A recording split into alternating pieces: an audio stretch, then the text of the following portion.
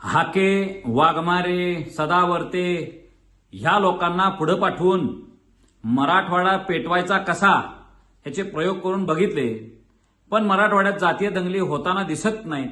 म्हणून आता स्वतः छगनराव भुजबळ या लढ्यामध्ये उतरायला लागलेले आहेत. स्वतः मुंडे फॅमिली आता ह्याच्यामध्ये उतरणार आहेत अशी चिन्ह दिसायला लागलेली आहेत. आणि एवढ्या मोक्याच्या वेळी अशा अत्यंत महत्वाच्या अटीतटीच्या लढाईत मला स्वतःला डावललं म्हणून लक्ष्मण हाके नाराज आहेत.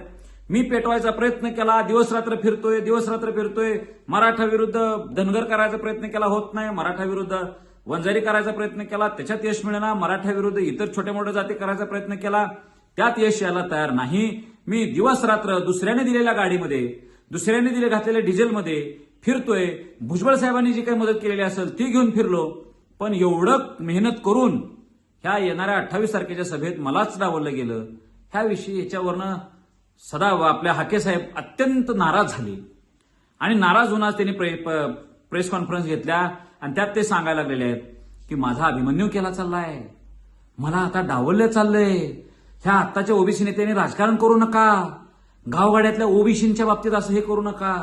संविधानाच्या लढतोय, शत्रू फार प्रबळ असताना मी लढलो. अरे तुला कोण सांगितलं होतं?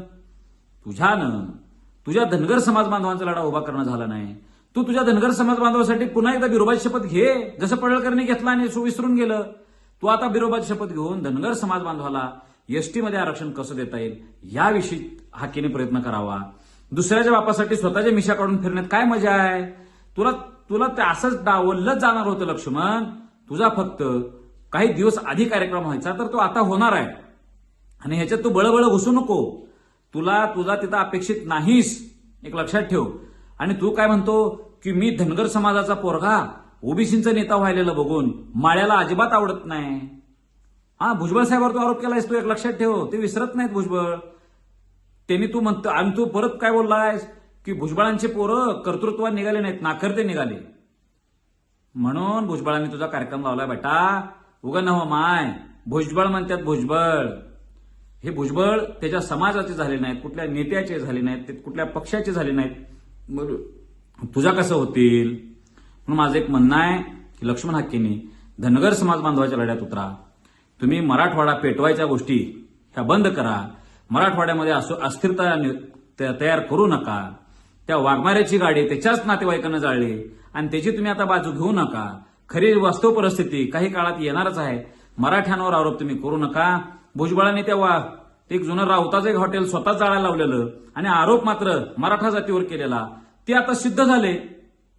एफआयआर झाले, त्या राऊताच्या नातेवाईकावर झाले आणि त्यांना त्याचं इन्शुरन्स घ्यायचा होता म्हणून हॉटेल जवळून घेतलेलं होतं. आणि आरोप काय केला भुजबळांनी? मराठा जातीच्या पोरांनी पेटवलं. बघा, हे मराठवाडा पेटू शकत नाही. आमचे मराठे कळते आम्हाला कोणाला काय करायचं आहे.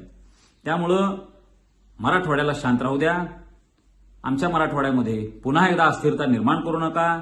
मराठवाडा पेटवू नका, एवढी एकच विनंती. धन्यवाद.